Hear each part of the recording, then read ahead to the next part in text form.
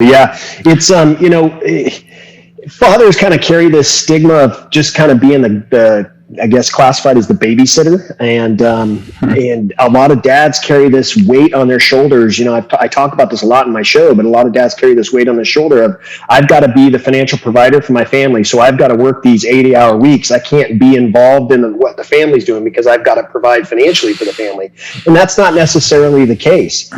My goal in the show is really to show other dads out there that, hey, you can have a successful career and still be a successful father. And I've managed to do it, and my guests that I interview have managed to do it. So that's really the goal of it, is just to show them, hey, yes, you can be the financial provider, but also be the all-in dad that you want to be. Very nice. Just providing them. How are you, for a lot of dads, it's different out there, but for a lot of dads, they say, I know that, man, but we got to keep moving and it's hard to make that time. How do you say, let's say to a friend or another dad who's like, it's hard for me to build that time for the family because I keep looking at the long-term returns on putting in all of these hours with the work that we can, never-ending hours, right, that you can put in the office? It's one that I'm asked a lot, and to be honest, it really comes down to your schedule. I talk about this a lot on my show. Scheduling is so important. We schedule all kinds of things in our lives, whether it's, our fitness, right? Working out. We schedule, going to church. We schedule going to doctor's appointments. We schedule podcasts like these, right? But you should schedule time with your family as well. If the family schedule is not on your calendar, it just won't happen. You just have so many interruptions throughout the day and the week that the family kind of gets put on the back burner, and they should really be the priority. So I have scheduled on my schedule, I have all my family time on my schedule, and it's a non-negotiable for me. It's non-negotiable. So when it comes down to it, what I tell dads is you need to make sure you're putting time for your family on your schedule, just like you do every.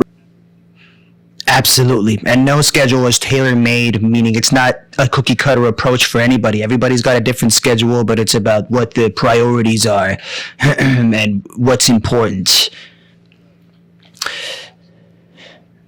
It can be tough, and obviously our schedules, they can change as the day goes on. We have things that come up. I understand all that. But one of the things that was super important to me as a dad, I've coached just about every single one of the teams that my sons played in. They played flag football, they played soccer, they played baseball, they played basketball, all the way up through high school. And I made the time to be involved and coach.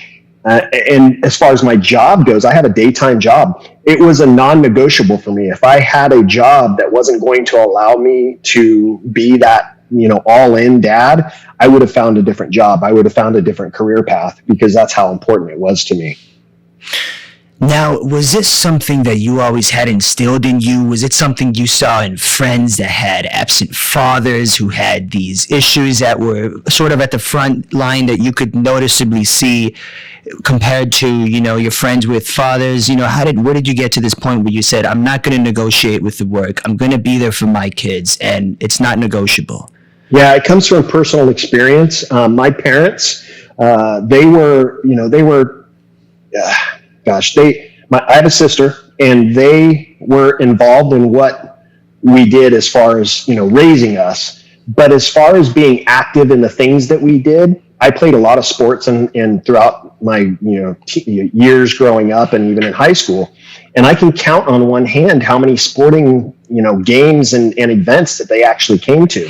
So it's a personal, it hit me personally as a kid, being that kid out on the court or being that kid out on the field and looking up in the stands and not seeing my parents there, because they had to work. They had these jobs that required them, they had to work, so they couldn't be there. And I understand that, and I don't hold grudges against them because of that. But at the same time, I knew that I wasn't going to be that way when I had kids. And so when my boys were born, it was just something that was instilled in me just based on personal